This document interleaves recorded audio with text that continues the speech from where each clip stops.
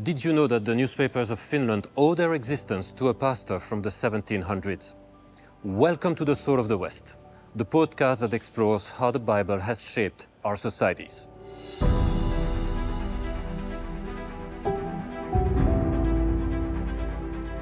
Welcome to Helsinki, the capital of Finland. This city is known for its modern architecture, which reflects the minimalism typical of the Nordic nations. Among these buildings is Sanomatalo. In Finnish, Sanoma means message and Talo means house. This is therefore the Finnish media house.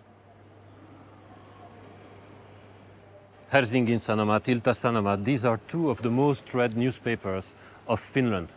And in fact, they have their headquarters here in this building. Well, Finnish people are known to be avid readers of newspapers, but few of them know the fascinating story behind their birth.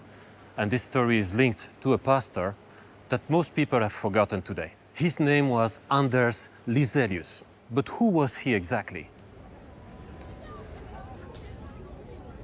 Anders Liselius was born in 1708 in Tyrvää, that's a small village not too far from Turku.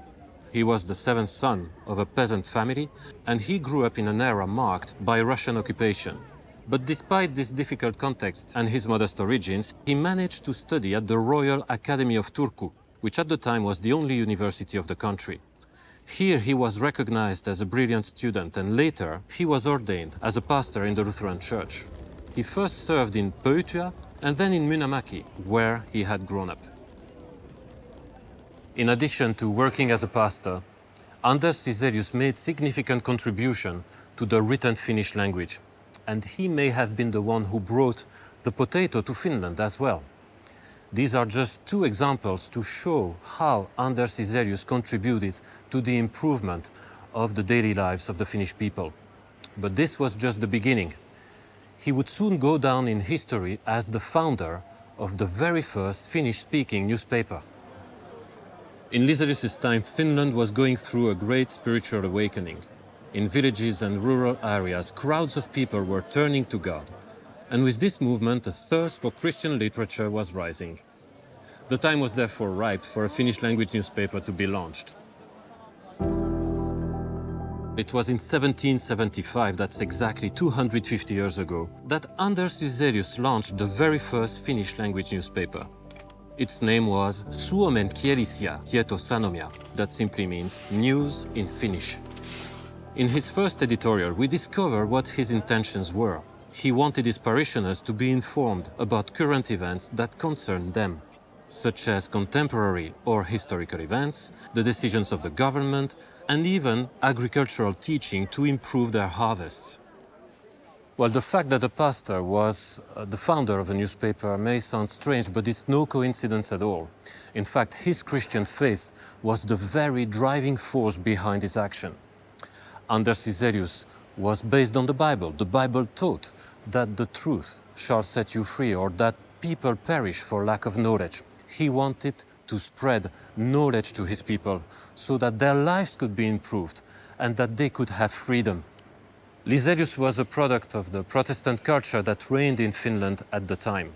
And one of the heart motives of the Reformation was that all people should be able to read and write so that they could understand the Bible in their native language. This, in fact, was at the heart of the spread of universal education, which came here to Finland.